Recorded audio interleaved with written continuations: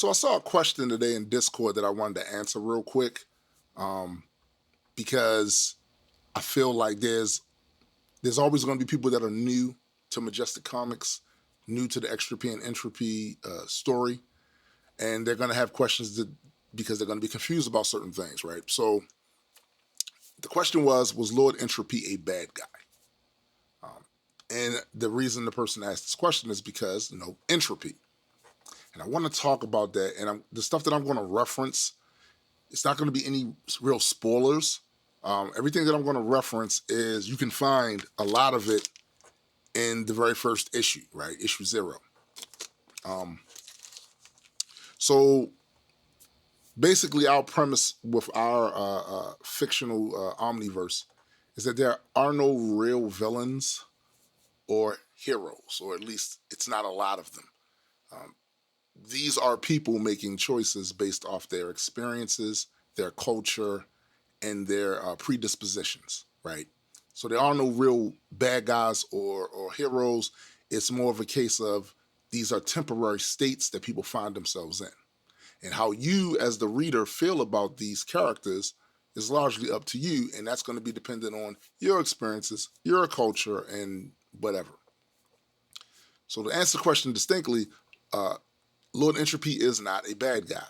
But I think the reason that question was asked is because, as a species, we tend to see entropy as negative. It's connected to death. And we have a fear of death. So we attach that fear to the concept of entropy and think bad guy. It represents chaos, disorder, right? So that has to be bad, right? That's not really how we use this concept of entropy, and that's not how we kind of attach it to the entropics or the Lord Entropy. One, entropy isn't good or bad. It just is. It's part of the natural state of things. It's literally built into the fabric of our reality, right? So it's like I said, it's not good and it's not bad. It just is. I think it's probably better, when you think about our characters and in our story, to think of Lord Entropy as a being that is pretty much dispassionate about a lot of things, except for something that the entropics call the balance. And for them, that means, everything has a shelf life, including the universe. All things pass. They don't see that as a bad thing. They see it as a necessary thing, as a natural thing. In the abstract universe, because the beings that typically form here are exceedingly powerful, exceedingly capable, and there are civilizations there that have supreme technology, like the Extropians and the Kulex. Some of these beings would, if they could, extend their own existence longer than the shelf life of the universe. And maybe in the process of doing that, they would try to use that technology to prolong the universe. The entropics feel like it's their responsibility to make sure that that universe ends when it's supposed to end. Not usurped, not any time sooner or any time later. When it's supposed to end, it must end, and they will facilitate the end. That's going to, of course, that's going to bring them into conflict with a few other civilizations who, when that time comes for that universe to end, the ones of them that have the ability and the technology and the natural power even to try to prevent that, they're going to come into conflict with the entropics, and it's their duty to make sure that all things end, including themselves, right? So no, Lord Entropy is not a bad guy. Has he done bad things? Absolutely, and we will cover some of those things. We'll cover some of those things in some negative issues where we talk about the backstory and history of their culture. At the time of the book, the current book that's out, when you meet the entropics, this is after a reformation period that they went through.